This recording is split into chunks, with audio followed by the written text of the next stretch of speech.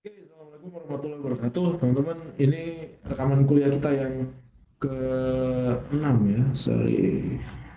Oh, ini salah ya. Oke, save dulu. Ctrl S.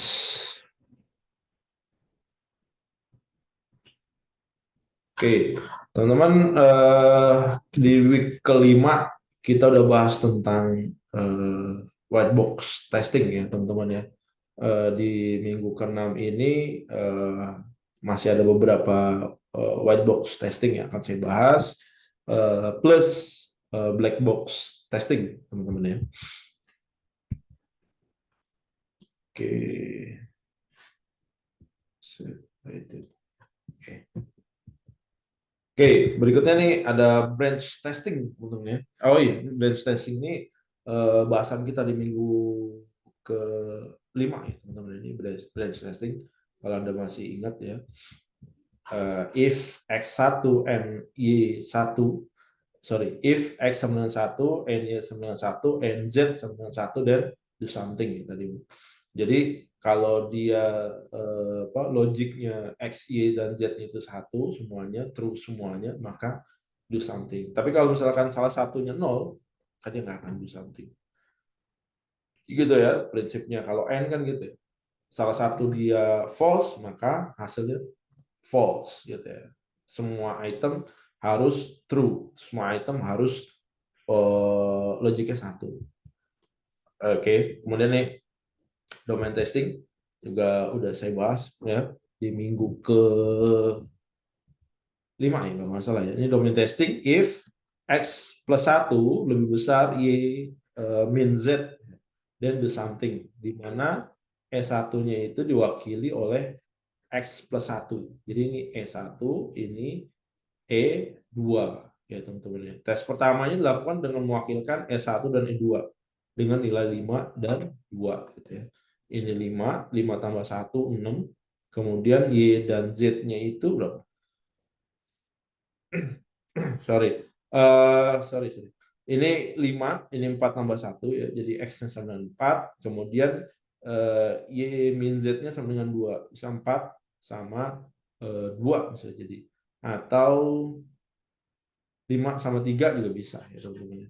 Agar E1 lebih besar dari E2, maka hasil kondisi yang diharapkan adalah true. Ya. Agar apa? E1 lebih besar dari E2. Jadi domain yang Anda tes yang pertama gini ya teman-teman. Dia akan true kalau E1 lebih besar dari E2. Kemudian dia akan false kalau E1 sama dengan E2. Kemudian dia akan false gitu ya. Hasil yang diharapkan false apabila E1 kurang dari E2. Jadi dia akan true seandainya S1 lebih besar sama dengan lebih besar dari E2 gitu ya. Untuk suatu ekspresi Boolean dengan n variabel dibutuhkan semua kemungkinan tes 2 pangkat n, di mana n-nya itu lebih besar dari 0. Strategi ini dapat mendeteksi error dari operator dan variabel Boolean serta Boolean parenthesis ya. Namun hanya dipraktekkan jika n adalah kecil, jadi nggak besar. Jadi domain testing, if X and Y, then do something. Di mana X dan Y adalah variabel Boolean, maka akan dilakukan tes ya, sebanyak 2 pangkat 2 ya, karena di X dan Y 2 gitu ya, maka N-nya adalah 2. 2 pangkat 2 sama dengan 4. Maka kondisi yang diharapkan ada 4 kondisi ya, ada true false, false true, false false, sama true true ya. Dengan hasil kondisi yang diharapkan dari operator Boolean N adalah false false false true. Ya kan? True kali false kan, true dan false itu sama dengan false ya. False dan true itu sama dengan false, false dan false sama dengan false, true dan true sama dengan true. Jadi ini ya. True dan true sama dengan true. Jadi diharapkan kondisi true dan true adalah true. Ini domain testing juga, if X sama dengan true, then Y sama dengan true, then do something. Maka ada 2 tes ya, 2 pangkat 2, 4 tes. Namun cukup bisa dengan 2 tes aja gitu ya. Maka X, Y, dengan demikian memberikan nilai X, Y true dan true untuk kondisi benar. Ya. Sisanya adalah false. Kenapa teman-teman sisanya false? Karena apa? Karena Kalau dia dikasih false salah satunya, maka dia akan false. Oke, kalau X-nya false atau Y-nya false, maka kondisinya salah gitu ya. Maka ada problem di sana. Kemudian berikutnya ada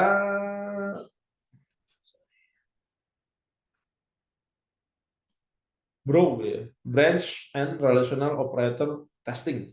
Teknik ini menjamin deteksi error dari operator cabang dan relasional dalam suatu kondisi yang ada, di mana semua variabel boolean dan operator relasional yang terdapat dalam kondisi hanya terjadi hanya sekali dan nggak ada variabel yang dipakai bersama. Strategi BRO ini menggunakan batasan kondisi untuk suatu kondisi C.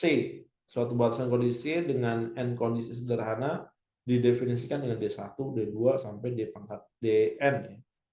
Di mana DI-nya ini adalah I-nya ini adalah lebih besar dari 0 kurang dari sama dengan n ya. I. Suatu kondisi simbol yang menspesifikasikan suatu batasan yang ada pada kondisi sederhana ke I pada suatu kondisi C. Oke. Contohnya gimana? Contohnya ini. Suatu kondisi C1 di mana B1 and B2. B1 dan B2 ini adalah variabel boolean. Batasan kondisi C1 dalam bentuk D1 dan D2 adalah true atau false ya. Nilai true, false adalah batasan kondisi C1 dicakup oleh tes yang membuat B1 menjadi true dan nilai B2 menjadi false ya. Kemudian strategi BRO testing ini membutuhkan sengumpulan batasan di mana ada kondisi true true, false true atau true false dicakup oleh eksklusi dari C1-nya. Kalau misalkan C1-nya nggak benar terhadap satu atau lebih error operator boolean, setidaknya satu dari sekumpulan batasan akan membuat C1 itu salah. Contoh kedua, misalkan C2, B1, N, E3 sama dengan E4. Di mana B1 adalah ekspresi boolean, E3 dan E4 adalah ekspresi aritmatik. Ya, batasan C2 dalam bentuk D1, D2 dan D1 adalah true atau false dan D2 lebih besar sama dengan atau kurang dari. Bila C2 sama dengan C1, kecuali kondisi sederhana kedua pada C2 adalah ekspresi relasional dapat dibangun suatu kumpulan batasan untuk C2 dengan memodifikasi sekumpulan batasan true true, false true dan true false. False kenapa nggak perlu ya teman-teman ya. Di mana T untuk E3 sama dengan 4 melambangkan sama dengan dan false untuk E3 sama dengan E4 melambangkan kurang dari atau lebih besar. Dengan mengganti true true dan false true dengan T sama dengan dan false sama dengan dan dengan menggantikan true false dengan T kurang dari atau T lebih dari. Menghasilkan semua batasan C2 di mana ya T, sama dengan F, sama dengan T kurang dari T lebih dari. Cakupan untuk sekumpulan batasan di atas akan menjamin deteksi error dari operator boolean dan relasional pada C2. Ini sampel dari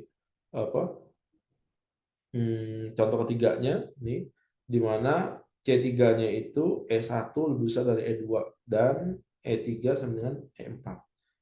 E-nya ini adalah ekspresi aritmatik ya, di mana batasan kondisi C3 dalam bentuk D1 dan D2 adalah lebih besar sama ya, sama dengan dan kurang dari. Bila C3 sama dengan C2, kecuali kondisi sederhana pertama, pada C3 adalah ekspresi relasional dapat dibangun sekumpulan batasan untuk C3 dengan memodifikasi kumpulan batasan untuk C2 dengan menggantikan T dengan lebih besar atau false diganti dengan sama dengan atau kurang dari. Sehingga didapat ini kurang sama dengan ya, lebih besar sama dengan, lebih besar tadi true sama dengan false ya. Jadi true false, false false ya, true false true true, kemudian ini true false ya. Cukup cakupan kumpulan batasan ini akan menjamin deteksi error dari operator relasional pada C3. Ini sampelnya ini. If X sama dengan true and Y sama dengan true, then and Z sama dengan true, then do something. Ya. Di mana X, Y, Z variabel boolean, maka dapat dituliskan kembali menurut broad testing ini C4 itu X and Y and Z. Maka ada berapa variabel dia? Ada 8 teman-teman ya. Kondisinya apa? 2/3 ya. Karena apa? Ada 3 variabel, 1, 2, 3 ya. Maka akan ada kondisi apa? Ini ada ini ya, 1, 2, 3, 4, 5, 6, 7, 8 ya. Ada true false false, true false true, true true false, true true true true, false false false false, kemudian false false true, false true false, false true true. Maka yang true yang mana? Yang ini, teman-teman, yang tengah ya. Kalau N itu kan kalau semua kondisi dia true ya, atau semua kondisi satu, maka hasilnya adalah true ya. Hasil yang diharapkan. Berikutnya ada loop testing teman-teman ya. Jadi teknik white box testing yang berfokus pada validitas konstruksi loop secara eksklusif. Ada 4 kelas berbeda dari loop, yaitu ada simple loops ya, simple loop kayak gini. If, then gitu ya. Ini simple loop. Simple loop. Kalau ini ada nested loops ya. Di sini udah di looping. Kalau emang kondisinya masih belum diharapkan, dia akan muter terus. Tapi kalau kondisinya sudah diharapkan, di sini dia akan lari kemari ya. Kemudian dia dicek lagi. Kalau belum diharapkan, terus sampai dia sudah masuk condition, dia masuk. Ada juga concatenated loops ya, ini kayak gini seperti ini.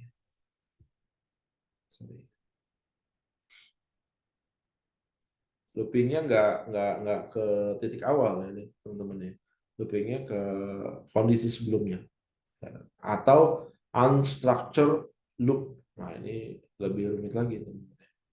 Ini kondisinya kalau dia ada 3 condition ya. 1 ini naik kemari, 2 kemari, ada 3 kemari ya, teman-teman ya. Yang di sini juga ada 3 condition, ada naik ke sini, ada kemari, ada ke atas. Ini unstructured loops. Jadi simple loop, simpulan tes dapat digunakan untuk simple loops di mana n adalah jumlah maksimum yang dapat dilewatkan pada loop. Yang pertama, lompati loop secara keseluruhan, nggak ada iterasi, lewatan, nggak ada lewatan pada loop, lewatkan hanya 1 iterasi pada loop ya, simple loops ini. Ya kan? Tadi saya udah jelasin. Ini nested loops ya. Dia balik ke titik awal yang tadi ya. Ini nested loops. Oke. Kalau oke, dia balik. Oke. Ada juga concatenated loop ya. Dites dengan menggunakan pendekatan yang diidentifikasi untuk simple loops. Jika tiap loops independen, tidak saling bergantung antara satu dengan lain, dikatakan 2 loops nggak independen. Jika 2 loop merupakan concatenated loop dan nilai loop counter pada loop 1 digunakan sebagai nilai awal untuk loop 2, bila loop nggak independen dari kombinasi memakai pendekatan sebagaimana digunakan pada nested loops. Nah, kalau unstructured loops itu nggak bisa dites.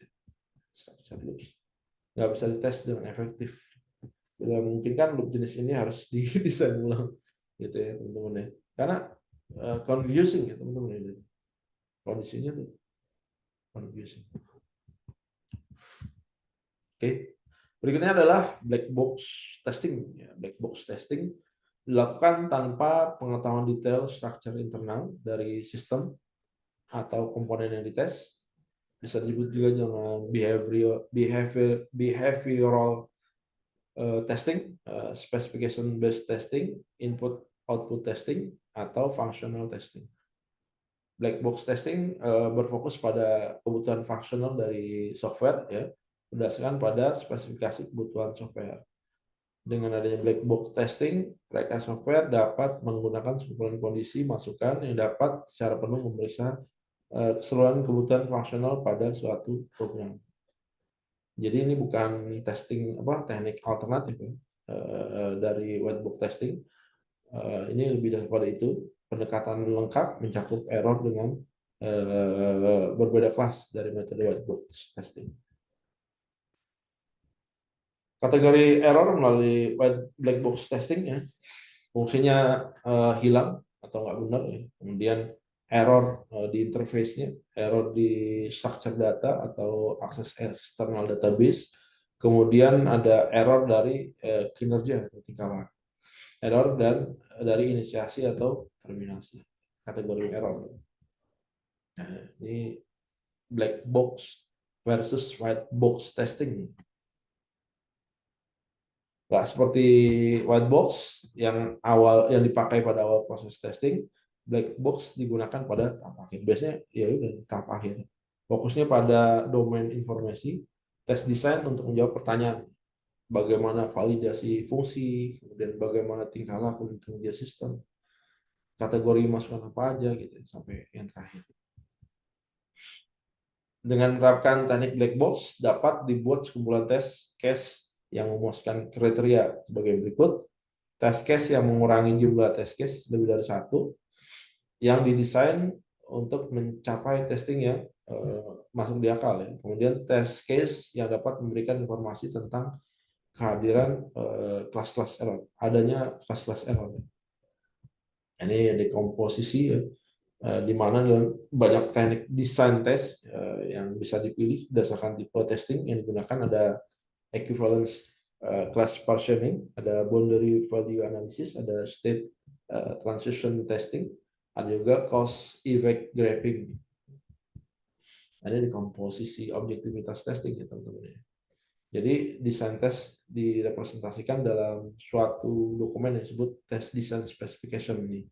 Formatnya mengikuti standar IEEE 83A.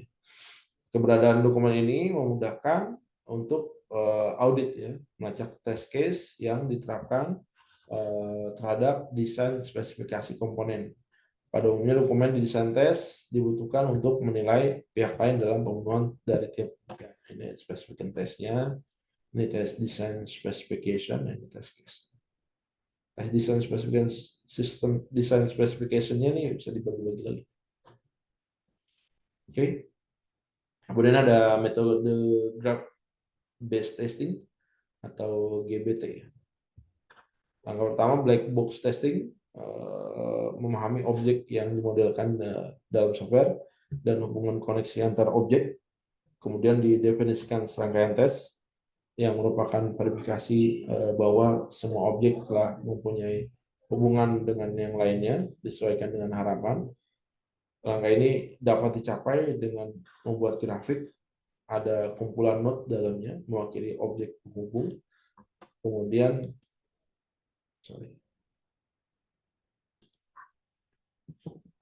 link yang mewakili hubungan antar objek, bobot node yang menjelaskan properti dari suatu objek, dan bobot penghubung.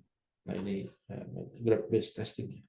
Objek ini ada hubungan langsung, kemudian di sini ada hubungan gak langsung, ini hubungan paralel, dua satu balik lagi ya.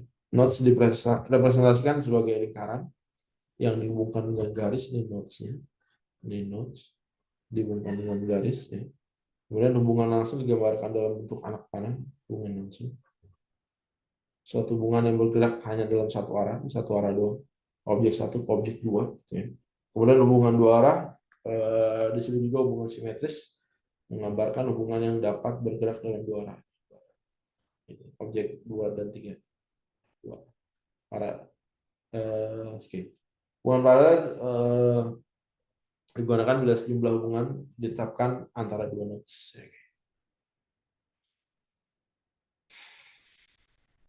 Nah, ini berdasarkan bergambar, pemilihan menu, new file akan menghasilkan generate layar dokumen. Oke. Kemudian bobot node dari layar dokumen menyediakan suatu atribut layar yang diharapkan. Bila layar dibuat bobot hubungan mengidentifikasi bahwa layar harus telah dibuat dalam kurang dari 1 detik. Nah, ini. Waktu generasi kurang dari 1 detik. Ini layar dokumennya. Kemudian di sini ada atributnya. Teks dokumennya bisa input, bisa juga edit ya. Nah, ini direpresentasikan seperti ini.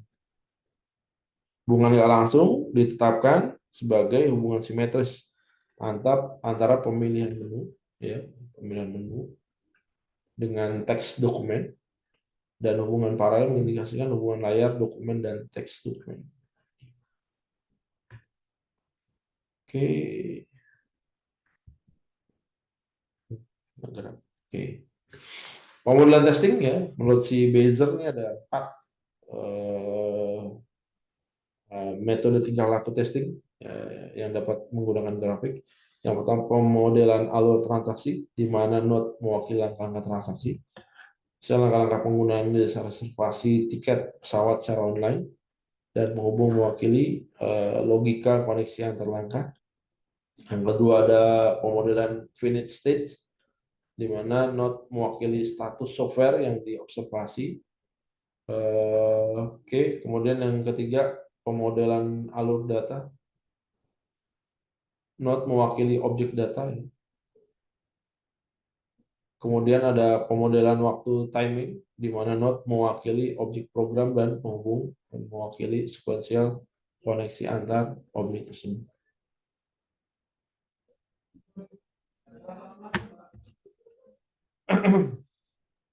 Oke, equivalent partitioning ini adalah metode black box testing yang membagi domain masukan dari program ke dalam kelas-kelas data, di mana test case dapat diturunkan. Equivalence partitioning berdasarkan pada premis masukan dan keluaran dari suatu komponen yang dipartisi dalam kelas-kelas menurut spesifikasi dari komponen tersebut yang dilakukan sama equivalent oleh komponen tersebut.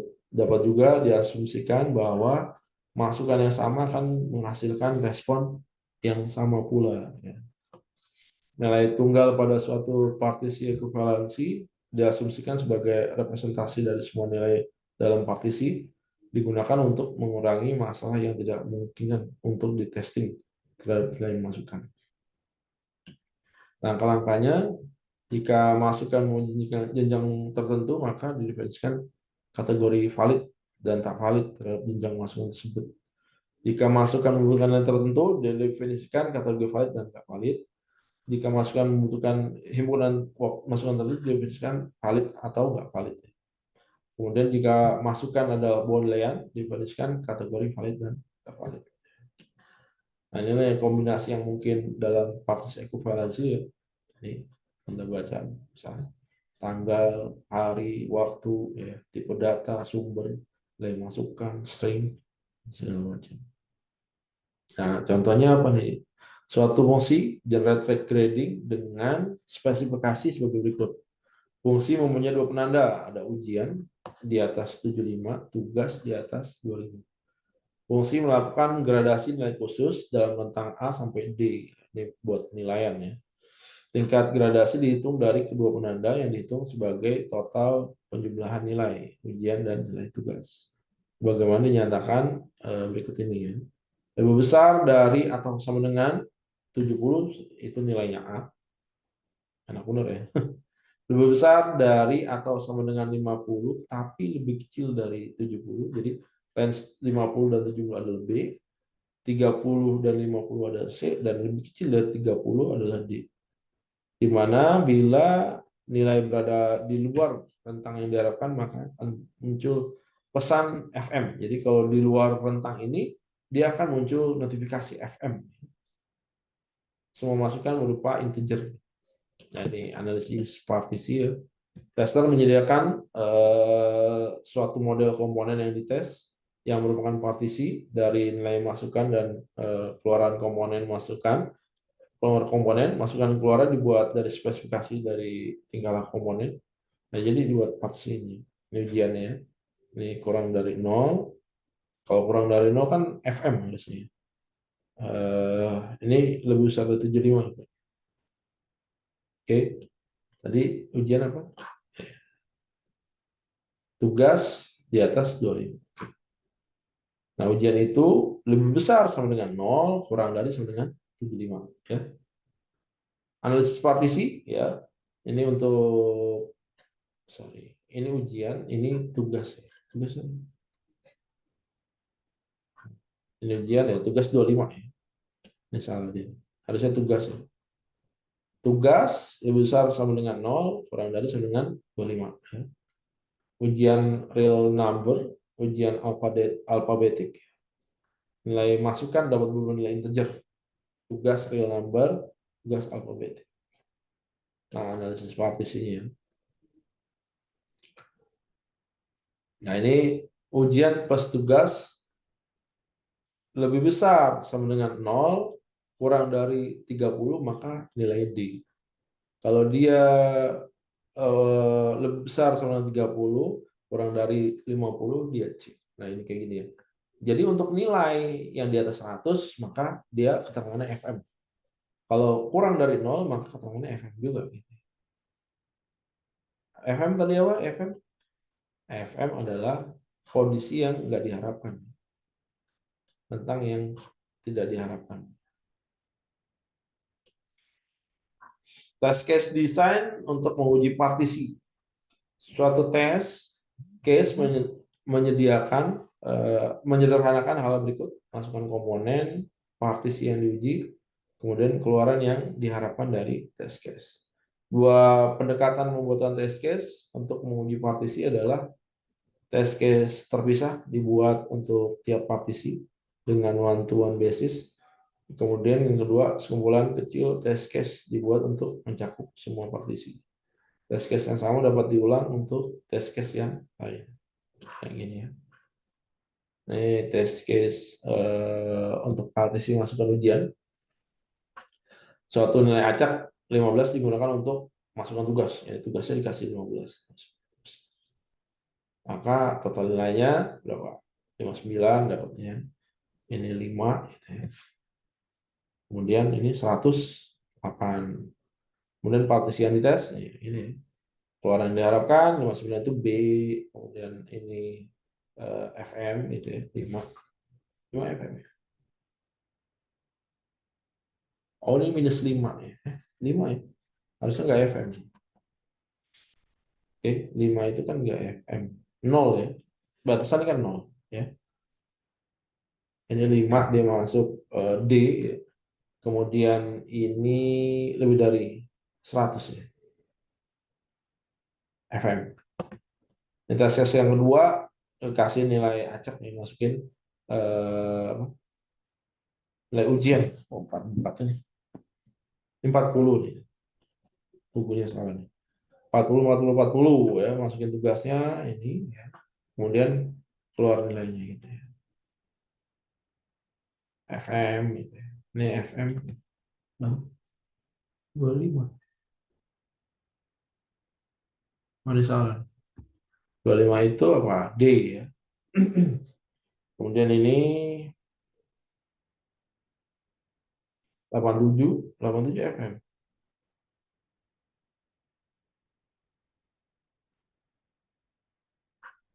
Oh, ujian, sorry. Iya, ujian. Ya, ujian berarti lebih besar dari 25 ya. Makanya. Oke. Ini juga test case untuk partisi masukan nggak valid ya. Ini dimasukin Q nggak valid ya. Masukin 48,7 nggak valid ya. Ini real alpha nih. Masukin nilai G gitu ya. Testingnya kayak gitu ya teman-teman, dimasukin variabel yang apa nggak diinginkan. Masukin nilainya gitu ya. Ini udah jelasin ini. Ini dimasukin nilai valid, gimana hasilnya gitu ya. Kemudian test case, partisi keluar valid. Oke.